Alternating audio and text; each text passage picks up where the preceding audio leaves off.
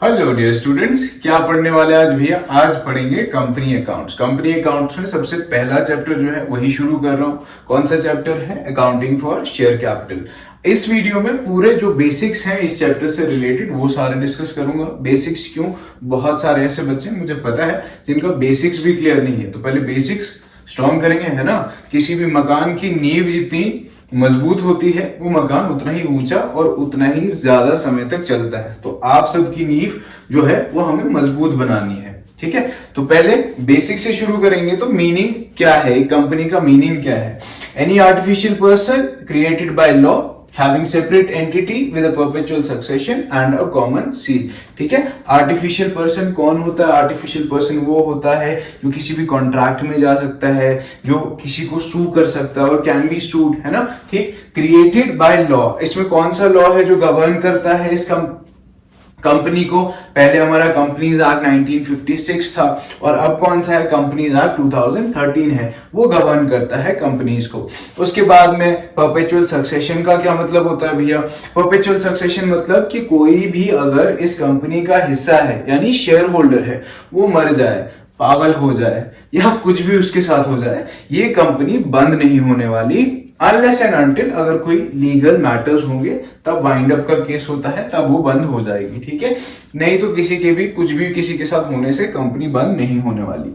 ठीक। Common seal, seal आप लोग समझते ही हैं, जो हम यूज करते हैं for any legal matters in a company. इसकी कैरेक्टरिस्टिक्स पे आ जाओ। कंपनी की कैरेक्टरिस्टिक्स क्या है? इनकॉर्पोरेशन। इनकॉर्पोरेशन कैसे होगा? अच्छा, कंपनी के फॉर्मेशन के स्टेजेस जो हैं वो भी मैं बताऊंगा, इसके बाद वो डिस्कस करूंगा कंपनी के फॉर्मेशन के स्टेजेस। तो इनकॉर्पोरेशन जो होता है अंडर कंपनीज एक्ट 2013 होता है। सेपरेट लीगल एंटिटी है, इसके ओनर जो होते हैं शेयर होल्डर्स वो अलग हैं, कंपनी जो है वो अलग है, सेपरेट है, सेपरेट लीगल एंटिटी है, एक आर्टिफिशियल पर्सन है, ऑलरेडी बोला है ना। देन आर्टिफिशियल पर्सन क्लियर कर दिया, परपेचुअल एग्जिस्टेंस ये भी क्लियर कर दिया, ट्रांसफरेबिलिटी ऑफ शेयर्स। ठीक है। कंपनीज के अगर कोई शेयर होल्डर्स होते हैं, वो कंपनी के शेयर्स जो हैं अगर वो लिस्टेड हो, ठीक है, तो कंपनी अगर लिस्टेड होती है स्टॉक एक्सचेंज पे, वो शेयर्स ट्रांसफर कर सकते हैं इजीली। देन पार्टनरशिप पढ़े होंगे आप लोग या नहीं पढ़े होंगे, उसके बाद में मैं फिर से पढ़ाऊंगा अपकमिंग वीडियोस में। तो पार्टनरशिप और कंपनी के बीच में क्या डिफरेंस है भैया? पार्टनरशिप और कंपनी के बीच में क्या डिफरेंस है? पहले फॉर्मेशन पे आ जाओ। पता होगा ऑलरेडी कि पार्टनरशिप डीड बनाना नेसेसरी नहीं है। क्यों नेसेसरी नहीं है? क्योंकि हम पार्टनरशिप एक्ट 1932 फॉलो करते हैं। तो formation agreement between partners, registration is not compulsory. वही कंपनीज पे आ जाओ, कंपनीज का फॉर्मेशन होता है अंडर कंपनीज एक्ट 2013। उसके बाद रेगुलेशन किसके तहत होती है? इंडियन पार्टनरशिप एक्ट 1932 ऑलरेडी बता दिया। इसका रेगुलेशन क्या होगा, किसके अंडर होगा?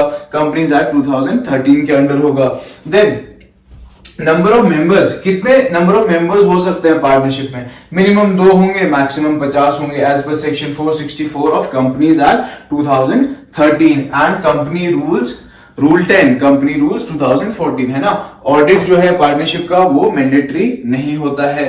वही इस की बात कर लो, कंपनीज की बात कर लो, तो पब्लिक कंपनी जो होगी उसमें मिनिमम मेंबर्स 7 होंगे, मैक्सिमम मेंबर्स की लिमिट नहीं है। प्राइवेट कंपनी में मिनिमम मेंबर्स 2 होते हैं, मैक्सिमम मेंबर्स 200 हो सकते हैं। ऑडिट मैंडेटरी है कंपनीज का।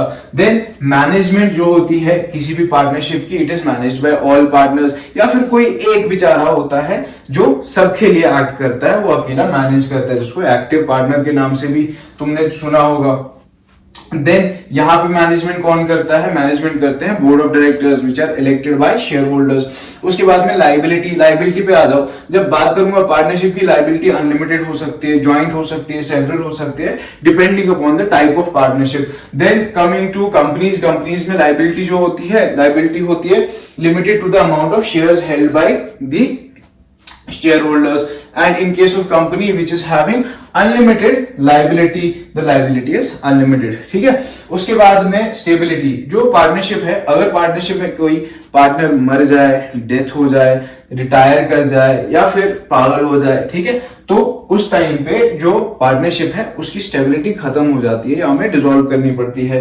वही यहां पे आ जाओ कंपनीज में कोई शेयर होल्डर पागल हो जाए, मर जाए या बैंकरप्ट हो जाए या इंसॉल्वेंट हो जाए, ठीक है, उससे इसकी स्टेबिलिटी पे कोई फर्क नहीं पड़ता। अब इसके बाद जो टॉपिक्स है वो, चलिए जी आगे बढ़ते हैं। अब क्या है, टाइप्स ऑफ कंपनीज क्या क्या होती है हमारे पास। टाइप्स ऑफ कंपनीज में पहला है 1% कंपनी। 1% कंपनी क्या है, जिसका लीगली या फिर एक नेचुरल इंसान जो है वो मेंबर होगा। नेचुरल इंसान यानी मैं नेचुरल इंसान हूं, ठीक है। उसके बाद प्राइवेट कंपनी। प्राइवेट कंपनी क्या है, जो अपने शेयर्स पब्लिक को ऑफर नहीं करती है। अच्छा, 1% कंपनी का डेफिनेशन या जो प्रोसीजर गवर्निंग है is as per section 2 subsection 62 of companies act 2013। Private company का जो डेफिनेशन या मीनिंग वगैरह आप समझना चाहते हैं तो as per section 2 subsection 68 of companies act 2013। फिर पब्लिक कंपनी। पब्लिक कंपनी थोड़ी देर पहले ही मैंने बताया, मिनिमम मेंबर्स कितने होते हैं, मैक्सिमम मेंबर्स कितने होते हैं, दोनों के बारे में बताया। और पब्लिक कंपनी जो है ये पब्लिक को शेयर्स ऑफर करती है, ठीक है।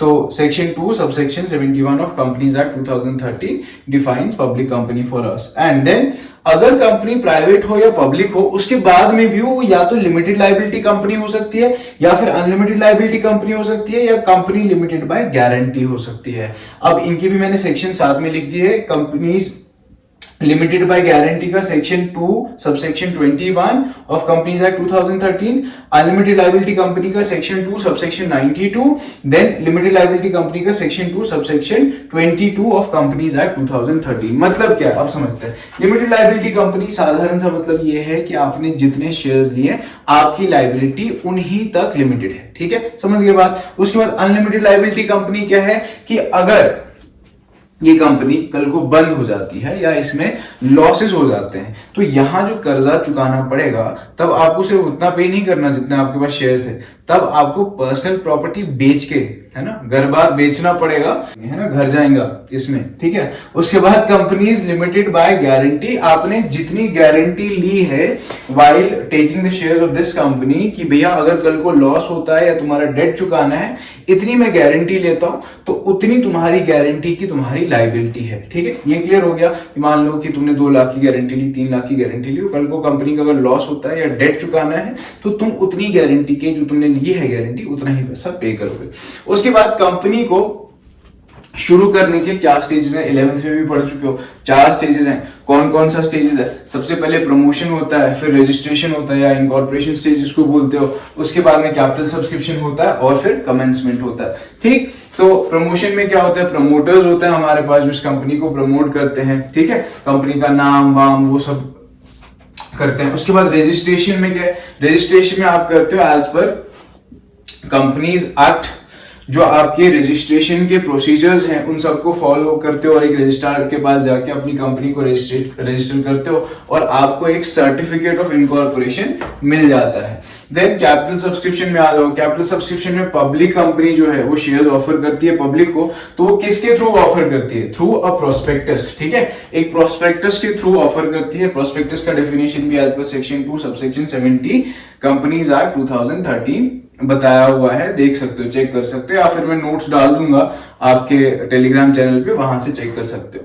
अच्छा, याद रखना जब भी शेयर्स सब्सक्राइब किए जाते हैं, यानी कि कंपनी ने शेयर्स इशू करे, अब लोग वो शेयर्स खरीदेंगे और कंपनी को पैसे देंगे, तो मिनिमम सब्सक्रिप्शन कितना होना चाहिए? 90%। यानी कि अगर एक कंपनी ने 1 करोड़ शेयर्स इशू करे, वैल्यू है ना, 1 करोड़ रुपए शेयर्स इशू करे, तो उनको कम से कम 90 लाख रुपए मिलने चाहिए, ठीक है। अगर 90 लाख रुपए नहीं मिले कंपनी को तो कंपनी शुरू नहीं हो सकती है, ठीक है। कंपनी शुरू नहीं हो सकती, उसमें भी आगे मैं बताऊंगा कि अगर मान लो कोई बच्चा बोलेगा सर अगर 89 लाख मिले तो तब क्या करेंगे, ठीक है, 1 लाख रुपए के लिए ऐसे थोड़ी करेंगे। तो वहां अंडरराइटर्स का काम है, वो मैं बताऊंगा आगे कि अंडरराइटर्स क्या करते हैं, तरवानी वाले जिनको बोलते हो, वो क्या करते हैं वो समझेंगे उसके बाद। तो मिनिमम सब्सक्रिप्शन पहले 90 होना चाहिए as per SEBI, securities exchange board of India, it is a regulatory authority.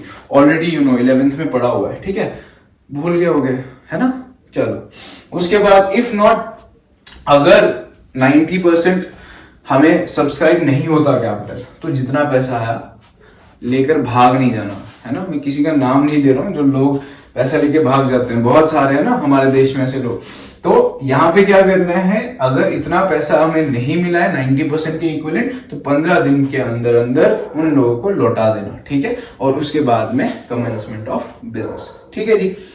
अब बाकी जो हमारे जैसे टाइप्स ऑफ शेयर्स क्या होता है, या जब कैपिटल सब्सक्राइब होता है तो टाइप्स ऑफ कैपिटल क्या क्या है, वो सब मैं नेक्स्ट वीडियो में बताऊंगा। फिलहाल इस वीडियो में इतना ही मैंने बताया। ये सब नोट्स बना लेना, जितना मैंने पढ़ाया इस सब के नोट्स बना लो, और कोई भी डाउट है तो मुझे कमेंट सेक्शन में पूछ लेना, ठीक है। तब तक के लिए पढ़ते रहो और टॉपिक्स को इजी बनाते रहो।